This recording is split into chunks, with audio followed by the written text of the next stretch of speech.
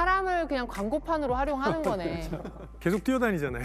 내내 뛰어다니면서 여러 사람들한테 다 보여줄 수 있는 거죠. 완전히 걸어다니는 광고판이 되는 거죠. 그러니까 왜 요즘 버스에 다 붙어 있는 것처럼 맞아요. 이제 개개인이 광고를 유치할 수 있게 되는 거죠. 특히 셀럽들은 훨씬 더 많은 광고비를 받고 디스플레이. 네. 이제 곧 그렇게 되겠다. 스키장 같은 데 가면 왜 스키 선수들도 저 예전에 스키 그 곤지암 쪽에 스키장 갔는데 곤지암 소머리국밥 붙이고 스키 타는 분들 많았어요. 거기 맛있어. 거기 맛있어요. 곤지암 소머리국밥 네, 맛있어. 맛있어요. 그러니까 그런 것처럼 이제 이런 거 탈부착하는 그렇죠, 그렇죠. 이제- 디스플레이로. 이제 사람 의복에 붙이면 다 개개인이 광고판이 되는 거예요.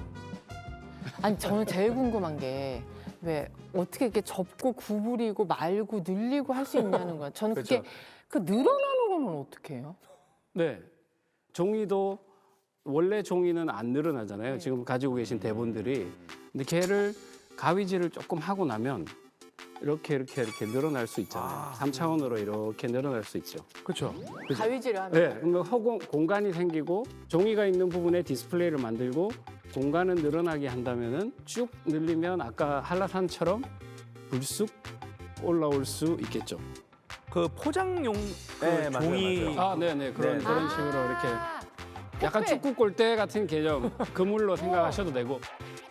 그래서 이 원리를 디스플레이에 이제 적용한 것이고, 그래서 아까 말씀드린 대로 이렇게 공간이 생기는 부분은 늘어나는 데 기여를 하고, 원래 있던 부분에는 OLED나 아까 트랜지스터나 늘어나지 않는 그런 물질들을 올려서 보호를 해서 이렇게 쭉쭉쭉 늘어나게 이렇게 만들 수가 있게 되는 거죠. 또 최근에는 신축성 있는 반도체도 개발이 돼서 이제 반도체를 길게 당겨도 전기가 그대로 통하고 뭐 전류값이나 뭐 속도도 변화가 없는 뭐 이런 반도체가 나왔습니다. 그러니까 이제 기술들이 결합이 되면서 이제는 정말 늘어날 수 있는 디스플레이가 나올 수 있을 만한 분위기가 만들어진 거죠. 자, 오늘 뭐 저희가 브라운관부터 시작을 해가지고 지금 최첨단이라고 할 수 있는 진짜 스트레쳐블 디스플레이, 투명 디스플레이까지 얘기를 나누고 있습니다. 네. 근데 그 가끔은 우리가 요새 들어 그런 거 있어요. 막 90년대 나온 디지털 카메라, 그 약간 흐릿하게 나오는 거, 그거 오히려 요새 좀 유행이에요. 그렇죠. 약간 뿌연 거 좋아하죠. 예전 감성. 예, 그러니까 예전 감성을 이렇게 오히려 그걸 쫓는 문화도 생겼는데 왜 우린 이렇게 더 또렷하고 잘 보이고 그런 거를 선명한 걸 좋아하고 그럴까요? 이런 건 아마도 생존과 관련이 있지 않을까. 그러니까 지구상에 최초의 눈이 언제 나왔는지에 대해서는 확실하진 않지만 남아있는 화석으로는 삼엽충이 아마 가장 최초의 눈의 형태일 거라고 그러더라고요. 근데 그 진화의 역사를 보면은 그 캄브리아기 대폭발 이런 말 들어보셨나요? 네. 그러니까 그 전까지는 생명의 종이 많지 않다가 캄브리아기에 갑자기 폭발적으로 생명의 종이 늘어나요. 그때 무슨 일이 있었을까? 그때 무슨 일이 있었냐 하면은 결론은 뭐냐면 생명이 갑자기 많아진 게 아니라 화석으로 남을 수 있는 딱딱한 몸체가 만들어졌다는 거예요. 그래야지 화석이 남으니까. 그럼 왜 딱딱해져야 했을까? 그래서 그거에 대한 생물학자들의 추정은 그때부터 생겨난 새로운 생물의 어떤 습성이 포식이라는 거죠. 그때부터 상대를 막 잡아먹기 시작하는데 잡아먹을 때 가장 중요한 역할을 하는 게 바로 눈이에요. 그 즈음에 누군지 모르지만 그 당시 어떤 생명체 하나가 갑자기 눈이 보인 거죠. 딴 생명체는 다 못 보는데. 그리고선 포식성이 생기자 나만 보여. 나만 보여. 와, 그냥 완전 이득이지. 부패네, 부패. 그러니까 다른 생명체가 할 수 있는 일은 빨리 몸을 철갑을 두르고 자기도 보든가 죽거나 하나예요. 그 이후 생명의 진화의 역사는 끊임없이 더 자세히 보고 더 멀리서 보고 도망치고 이런 진화의 역사였거든요. 그래서 우리에게는 이렇게 우리 본성 안에 더 선명하게 보려는 그런 본능이 들어있는 게 아닐까. 그래서 더 선명하게, 더 선명한 디스플레이 이런 게 아닐까.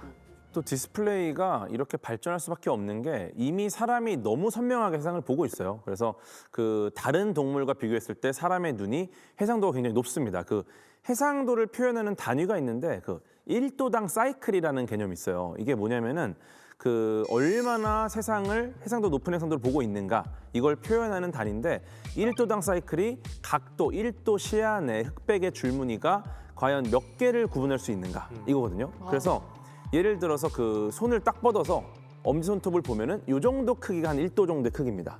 예, 그러면 1도당 사이클은 그 엄지손톱 크기 안에 몇 개의 흑백 줄무늬를 구별할 수 있는가를 측정하는 건데 사람의 눈이 다른 동물에 비하면 정말 높아요. 예를 들어서 그 1도당 사이클을 봤을 때 사람은 1도, 이 엄지손톱 안에서 60개의 흑백 줄무늬를 구분할 수 있습니다. 즉 60 사이클인 거죠. 네, 그런데 고양이가 10 사이클이 안 돼요. 네, 그리고 곤충은 1 사이클입니다. 네. 너무 안 보이겠다. 네, 그러니까 얘네들은 우리가 보는 것보다 훨씬 흐릿한 세상에서 곤충은 거의 그냥 뿌연 세상을 사는 거죠. 네, 그런데 뭐 독수리 같은 경우, 뭐 쐐기꼬리 독수리 이런 친구들은 1도 안에 140 사이클을 구별할 수 있고요. 매 눈을 가진 매. 네, 그러니까 굉장히 멀리서도 선명하게 지상에 있는 동물들을 볼 수 있는 거죠. 그러니까 우리보다 한 2배 이상 선명한 세상을 보고 있는 건데 일단 우리는 굉장히 높은 해상도 세상을 보고 있기 때문에 디스플레이 해상도가 아직은 우리 기준에 미치지 못할 수 있다. 더 고생을 하셔야 된다는 뜻이죠. 분발하셔야겠어요. 더 분발을 사실 하셔야 교수님이 곤충이셨으면은 네. 이미 더 이상 할 게 없어요. 그렇죠. 그러면 사업도 잘 안 되고 그럴 것 같아요. 저는 그런 게 궁금해요. 곤충이 1도인 건 어떻게 하는 거야? 곤충 눈 감고 시력 검사할 거 아니잖아요. 근데 그런 거 있잖아요. 예를 들어 뭐 예전에 뭐 여러 뭐 일화나 이런 것들을 보면은 어떤 그림을 그렸더니 뭐 나비가 날아오더라. 신사임당. 뭐 이런 거 있잖아요. 네, 그런 것들이 어떻게 보면은 그 정도로 얘네들이 뭐 해상도가 낮은 형태를 보고 있다라는 걸 예전부터 알았던 것 같은데, 근데 이제 이 진화라는 게 어떻게 보면은 결국 생존한 종들의 모임이거든요. 근데 그들 입장에서 봤을 때는 가장 효율적인 형태로 살아남은 거예요. 그러니까 이들이 굉장히 좋은 해상도로 보기 위해서는 더 발달을 해야 되는데 그러면 그것 때문에 무거워지고 여러 가지 불리한 것들이 많았다는 거죠. 대신 곤충은 색을 더 봐요. 색을 인간은 딱 RGB밖에 없잖아요. 어떤 곤충은 색을 7가지 보고요. 인간이 못 보는 적외선, 자외선 다 보는 경우도 있어요. 그러니까 곤충한테는 사실 어떤 꽃을 찾아가는 데가 훨씬 중요한 거지.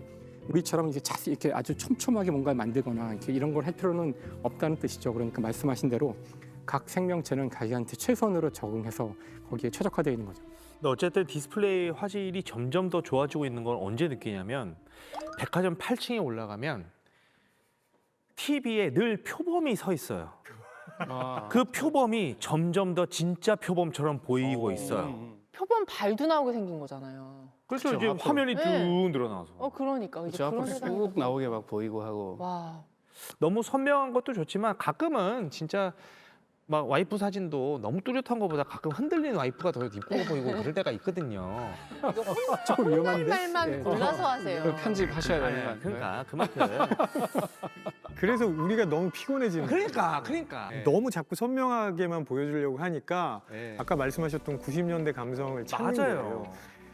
선명하게 볼 거는 선명하게 보고 또 다른 것들은 그냥 편안하게 볼 수 있는 그런 환경이 더 좋을 것 같은데 지금은 모든 걸 다 선명하게 보여주려고 하면 되게 힘들어지지 않을까 필요해요. 싶고 그래서 실제로 심리치료 과정에서 그런 것들 때문에 아주 좀 힘들어하시는 분들한테는 일부러 흐릿한 이미지를 보여주면서 편안함을 유도하기도 합니다. 사실 나이가 드니까 자꾸 눈앞이 흐릿해져가지고 그러니까 이 정도의 해상도가 필요한가 생각할 때가 있어요. 그러니까 이게 나이에 따라 다를 것 같아요. 네. 그러니까 아마 지금 추구하는 그런 최고의 기술들은 아마 궤도님은 좋아할지 모르지만 너무 그렇게 추구할 필요는 없지 않은가. 그래서 재밌는 게 사람들이 그런 해상도나 밝은데 한번 노출이 되고 나면 그 디스플레이를 잊지 못한다고 얘기를 합니다. 그래서 그 기술이 한번 나와서 그러니까 OLED가 나오고 아까 QD가 올라간 LCD가 나오고 하는 그런 것들이 눈에 한번 노출된 거는 얘를 뒤로 가지는 못하는 게 있어서 기술 개발하는 사람들은 계속 이렇게